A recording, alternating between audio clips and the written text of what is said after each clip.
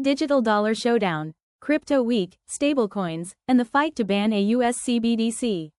Capitol Hill's Crypto Week explained. House leaders have declared the week of July 14, Crypto Week, scheduling floor votes on 3 blockbuster bills that could rewrite how Americans pay, invest, and save. Framing the agenda as innovation-friendly, GOP sponsors say the package will keep the U.S. ahead of China's digital currency push, while Democrats brand it Anti-Crypto Corruption Week, warning of regulatory capture. The Genius Act, a federal green light for stablecoins. The Guiding and Establishing National Innovation for U.S. Stablecoins Act of 2025, Genius Act, passed the Senate 68-30 and now awaits a House vote. It would let banks and licensed fintechs issue payment-backed stablecoins under uniform federal rules.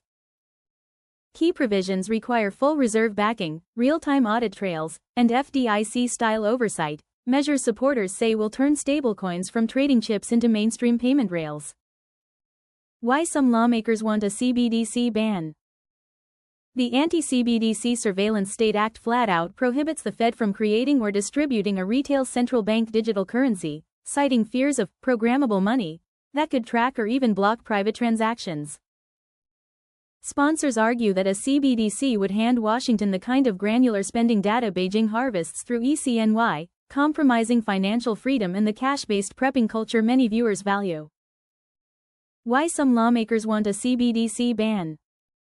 A companion bill would split oversight between the CFTC and SEC, defining when a token is a commodity versus a security, crucial for everyday investors who want clarity before allocating retirement dollars to crypto.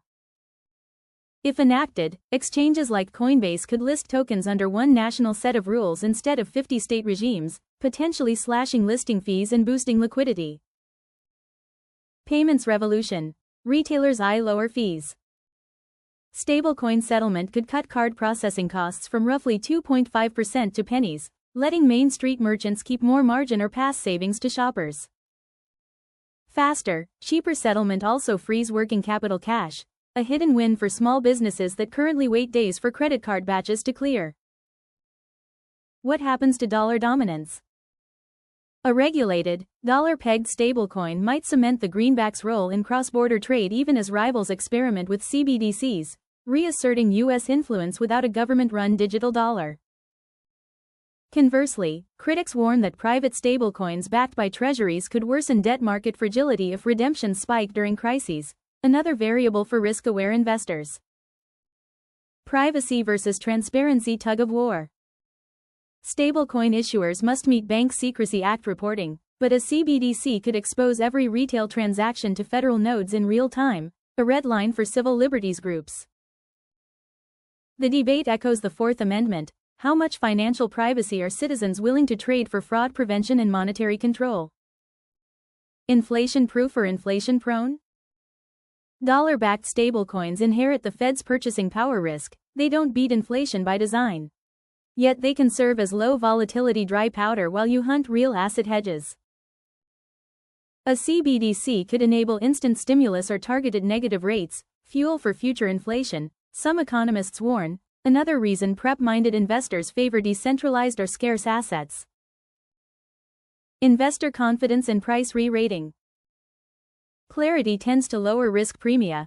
Analysts expect a regulatory framework to unlock new institutional flows, echoing how the 1933 Securities Act legitimized equity markets. Long-term holders may see volatility compress but also face stricter KYC and tax reporting. Plan your documentation now. Political money behind the bills. Crypto-aligned PACs hold more than $100 million and are tracking how lawmakers vote. Supporters call it grassroots innovation funding, critics call it regulatory capture in plain sight. Understanding this money flow helps investors gauge which provisions are likely to survive conference committee brawls. Retail acceptance could flip overnight. If Congress greenlights stablecoins, payment giants and point-of-sale vendors are expected to push quick firmware updates, letting millions of terminals accept tokenized dollars.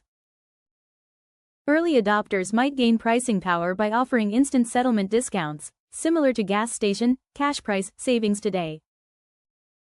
Global context. 130+ CBDC pilots abroad. From Nigeria's e-Naira to China's ECNY, more than half the world's central banks are experimenting with digital fiat, often tying wallets to biometric ID. The U.S. ban bill positions America as an outlier, betting on private innovation over state-run rails and signaling to allies that surveillance-heavy models aren't the only path. Personal finance angle, your checking 2.0. Expect banks and fintech apps to roll out tokenized deposits paying higher yields because stablecoin reserves can sit in overnight repos, not dormant checking accounts. But fraud protections may differ from Reg E debit rules. Read the fine print before parking your emergency fund in a wallet. Security and self-custody considerations. Unlike bank deposits, stablecoin hacks aren't FDIC insured. Hardware wallets and multi-sig setups become the new home safe for digital preppers. CBDC opponents stress that self-custody could be outlawed in a future digital fiat regime, another reason they're pushing the ban now.